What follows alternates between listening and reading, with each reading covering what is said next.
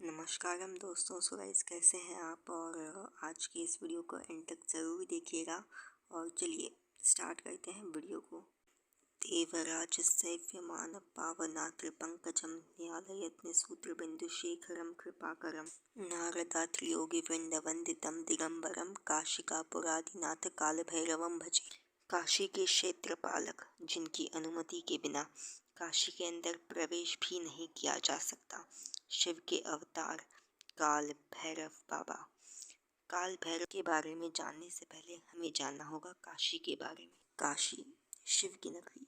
कहते हैं ये पूरा संसार मिट जाएगा, पर शिव जी काशी को कुछ होने नहीं देंगे।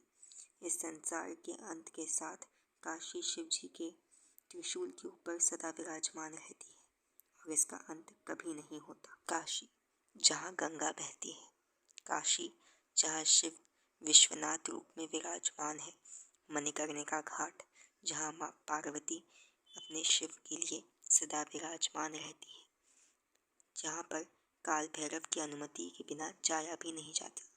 काशी जिसे जिंदगी नहीं मृत्यु की नगरी कहा जाता है। जब भी किसी की मृत्यु होती है, उन्हें यमराज के यमदूत ले जाने आते हैं, पर अगर किसी की मृत्यु काशी में होती है या फिर किसी शिव भक्त की मृत्यु होती है, तो उन्हें ले जाने काल भैरव स्वयं आते हैं। काल भैरव जो शिव भक्तों को शिव से मिलाते हैं, मुक्ति नहीं मोक्ष दिलाते हैं। कहते हैं कि काल भैरव बाबा जिनकी पूजा मात्र से सारे पाप कट जाते हैं और शिव तक जाने का मार्ग दर्शन होता है। ऐसे हैं काल भैरव। पर आखिर काल भैरव कैसे पहुँचे काशी में? क्या है काल भैरव की कहानी? चलिए जानते हैं।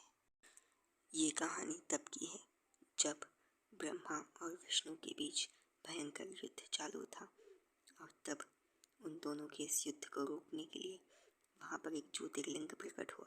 उस ज्योतिर्लिंग से आकाशवाणी हुई कि इन दोनों में से कोई भी जो इसका अंत या आरंभ ढूंढ लेगा वो महान होगा।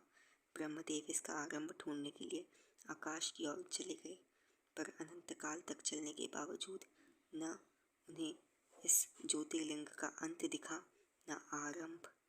तब दूसरी ओर विष्णु जी इसके अंत की ओर जा रहे थे, पर उन्हें भी इसका अंत कहीं अनंत तक नजर नहीं आया।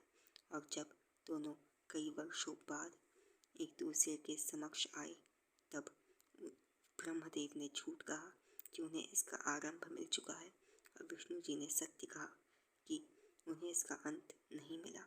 तब वो ज्योतिर्लिंग शिव के रूप में प्रकट हुआ, और शिव जी ने अपने उग्र रूप काल भैरव जी को प्रकट किया।